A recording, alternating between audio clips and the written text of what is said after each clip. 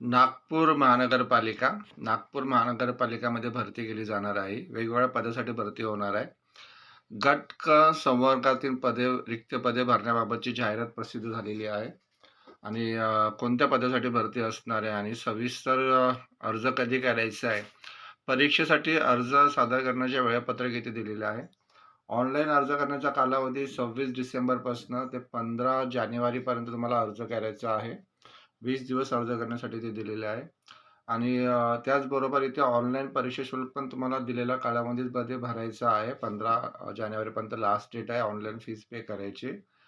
आणि ऑनलाईन परीक्षेचा दिनांक तुम्हाला नंतर वेबसाईटवरती प्रसिद्ध करण्यात येईल. हॉल तिकीट पण तुम्हाला तिथे वेबसाईटवरनं डाउनलोड करावा लागेल. आता ते परीक्षा कधी होणार आहे याबाबत निश्चित काही सांगितलेलं नाही आहे त्यांनी. आता इथे कोणत्या पदासाठी भरती असणार आहे आणि किती जागा असणार आहे. अपडेटसाठी तुम्हाला वेळोवेळी वेबसाईटवरती व्हिजिट करावं लागेल. तर पदाचे नाव दिलेलं आहे. गट क पद असणार आहे आणि वेगवेगळ्या कॅटेगरीतले पद आहेत. पहिलं जे पद आहे कनिष्ठ अभियंते स्थापत्य, यासाठी वेतन श्रेणी दिलेली आहे. आपण बघू शकतो की एस लेवलची 14ची इथे तुम्हाला पेमेंट मिळू शकतो. 36 जागा इथे आहे या पदासाठी. कनिष्ठ अभियंता विद्युत 3 जागा असणार आहे. नर्स परिचारिका GNM नर्ससाठी 52 जागा असणार आहे. वृक्ष अधिकारीसाठी 4 आणि स्थापत्य अभियांत्रिकी सहाय्यक ह्या पदासाठी 150 जागा असणार आहे. अशा टोटल 245 जागेसाठी भरती केली जाणार आहे. आता मोस्टली इंजिनिअरिंगसाठी ह्या जागा असणार आहे. GNM नर्सिंगसाठी 52 जागा आहे. सर्वात जास्त नर्सिंगसाठी जागा असणार आहे. तर या पदासाठी शैक्षणिक पात्रता काय दिलेली आहे आणि इथे समान स्तर आरक्षणाचा चार्ट दिलेला आहे. तुम्ही सविस्तर ॲडव्हर्टायझिंगमध्ये बघू शकतात. ॲडव्हर्टायझिंगची लिंक मी डिस्क्रिप्शनमध्ये दिलेली आहे. आता हे पद आहे, या पदासाठी शैक्षणिक पात्रता काय असणार आहे.